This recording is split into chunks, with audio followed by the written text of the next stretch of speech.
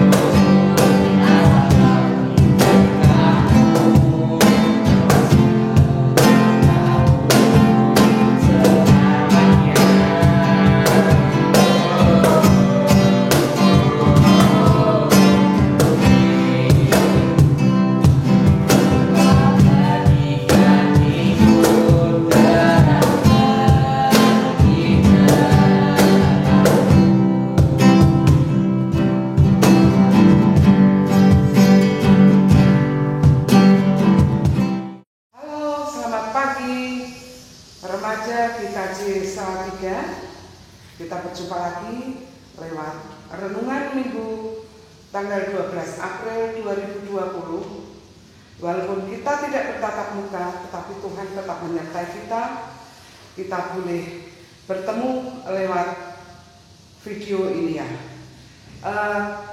Pada tanggal 12 April ini kita merenungkan Matius 28 ayat 1 sampai dengan 10 yang diberi tema kebangkitannya membangkitkan.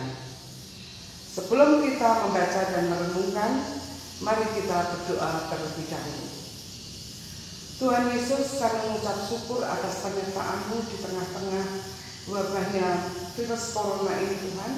Kami boleh bertemu walaupun tidak bertatap muka, tetapi kami boleh menyatakan firman ini di dalam hati kami masing-masing.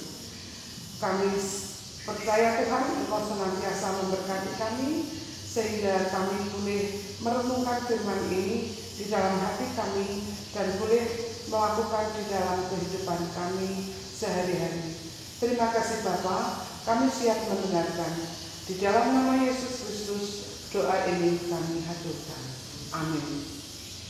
Matius 28 ayat 1 sampai dengan 10. Kebangkitan Yesus. Setelah hari Sabat lewat, menjelang menyingsingnya fajar, pada hari pertama minggu itu, pergilah Maria Magdalena dan Maria yang lain menengok kubur itu. Maka terjadilah gempa bumi yang hebat, sebab seorang malaikat turun dari langit dan datang ke batu itu dan menggulingkannya, lalu duduk di atasnya. Wajahnya bagaikan kilat dan pakaiannya putih bagaikan salju. Dan penjaga-penjaga itu gentar, ketakutan dan menjadi seperti orang-orang mati. Akan tetapi malaikat itu berkata kepada perempuan-perempuan itu, jangan takut. Sebab aku tahu kamu mencari Yesus yang disalibkan itu. Ia tidak ada di sini, sebab ia telah bangkit, sama seperti yang telah dikatakannya. Mari, lihatlah tempat ia berbaring. Dan segeralah pergi dan katakanlah kepada murid-muridnya bahwa ia telah bangkit dari antara orang mati. Ia mendahului kamu ke Galilea. Ia telah bangkit dari antara orang mati. Ia mendahului kamu ke Galilea. Di sana kamu akan melihat dia. Sesungguhnya aku telah mengatakannya kepadamu. Mereka segera pergi dari kubur itu dengan takut dan dengan sukacita yang besar dan berlari-lari cepat-cepat untuk memberitahukannya kepada murid-murid Yesus. Tiba-tiba Yesus berjumpa dengan mereka dan berkata, "Salam bagimu." Mereka mendekatinya dan memeluk kakinya serta menyembahnya. Maka kata Yesus kepada mereka, "Jangan takut, pergi dan katakanlah kepada saudara-saudaraku supaya mereka pergi ke Galilea dan di sanalah mereka akan melihat aku." Adik-adik remaja yang dikasihi Tuhan, renungan kita pada minggu ini, kebangkitannya membangkitkan. Pernahkah kalian mengalami keterpurukan, keputusasaan, ataupun kegagalan? Faktanya, hampir semua orang pernah mengalaminya. Hal yang membedakan adalah ada orang yang bangkit dari kegagalan dan mencapai kesuksesan, namun ada orang yang terpuruk karena kegagalan dan tidak bersedia bangkit lagi. Ada sebuah kisah tentang Jeffrey dan Alice. Kedua orang ini memiliki berbeda pengalaman. Jeffrey memiliki orang tua yang setiap harinya selalu bertengkar terus sehingga pada akhirnya mereka bercerai. Jeffrey saat itu berusia 8 tahun dan ia dianiaya secara seksual oleh anak yang usianya lebih tua. Selama bertahun-tahun menutupi emosinya dan sering tidak stabil. Pada tahun 1991 seorang pria melaporkan pada polisi bahwa Jeffrey mencobanya untuk membunuh. Setelah ditelusuri, ternyata setidaknya ada 17 korban yang lain menjadi korban Jeffrey selama ini. Sedangkan Elis lahir pada tahun 1944. Pada masa kecilnya ia sudah dihadapkan pada kondisi kemiskinan. Ia merupakan anak keberatan dari seorang petani yang berpenghasilan rendah. Saat usia 8 tahun, dengan tidak sengaja kakak laki-lakinya menembak mata kirinya. Saat itu tidak ada kendaraan yang mampu mengantarkannya ke rumah sakit dengan segera. Terlambat penanganannya, Elis menjadi buta pada mata kirinya. Elis melanjutkan hidupnya walaupun dengan kebutaan. Ia dapat menjadi pengarang puisi serta penulis novel yang mendapatkan penghargaan. Ia bahkan memenangkan hadiah Pulitzer untuk bukunya yang berjudul The Color Purple. Kedua orang tersebut sama-sama mengalami hal-hal yang berat. Namun mengapa tumbuh menjadi individu yang sangat berbeda? Yang manakah yang menggambarkan diri kita?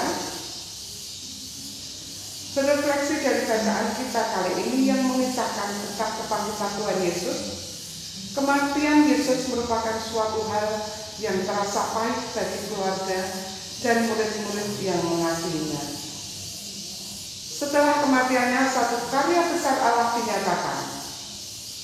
Setelah hari Sabat lewat menjelang menyingsingnya fajar, pada hari pertama minggu itu, pergilah Maria Magdalena dan Maria yang lainnya menengok kubur. Ayat 1.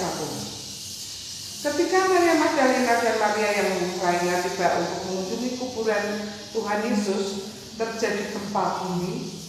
Gempa bumi terjadi ketika seorang malaikat Allah turun dari langit, menggulingkan batu besar, lalu duduk di atasnya.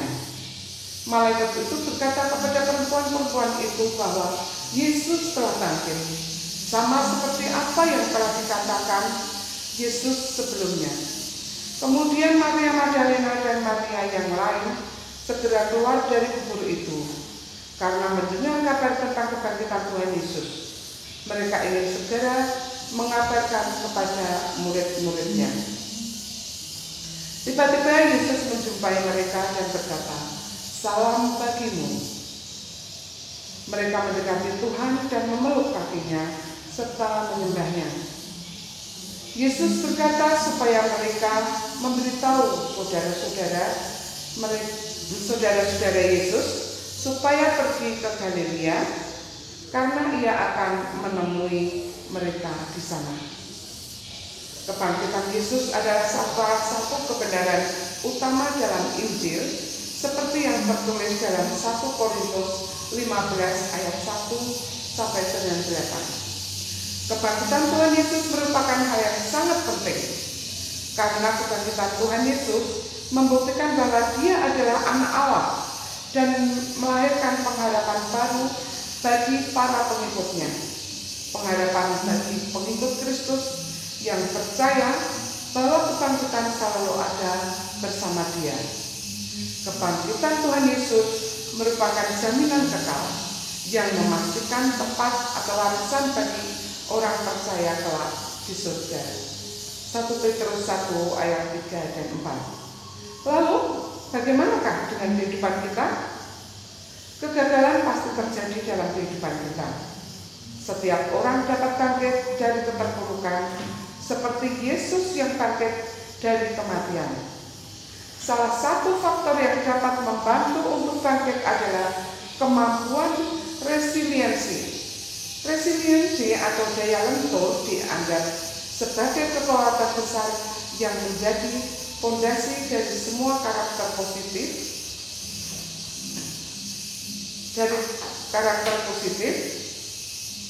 Dalam membangun kekuatan emosional dan yang memiliki kemampuan resiliensi ditandai dengan sejumlah karakteristik, yaitu adanya kemampuan dalam menghadapi kesulitan, ketangguhan dalam menghadapi stres, ataupun bangkit dari trauma yang dialami.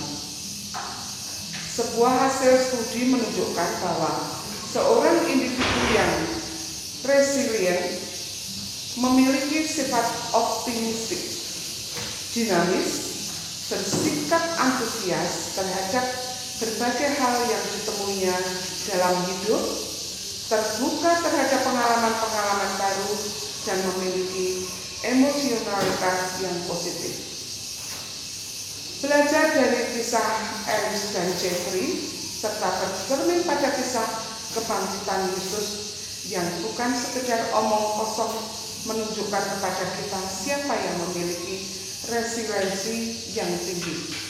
Alice mampu menghadapi segala kesulitan yang tinggi, menghadapi segala kesulitan di dalam hidupnya, sehingga kehidupan menjadi berguna bagi orang lain. Demikian juga dengan kehidupan kita, kegagalan dan pencobaan dalam hidup kita seharusnya menjadikan kita lebih tangguh. Apalagi kita sebagai anak Allah yang telah dijanjikan tempat di surga yang disiapkan Tuhan melalui kebangkitannya. Kiranya renungan ini menjadikan anak-anak remaja GKJ Salatiga khususnya semakin bangkit, semakin semangat di dalam menjalani kehidupan ini, walaupun di tengah-tengah kehidupan kita banyak sekali rintangan yang menghadang kita. Salam sehat, semangat, dan percaya Tuhan Yesus selalu menyertai kita. Amin.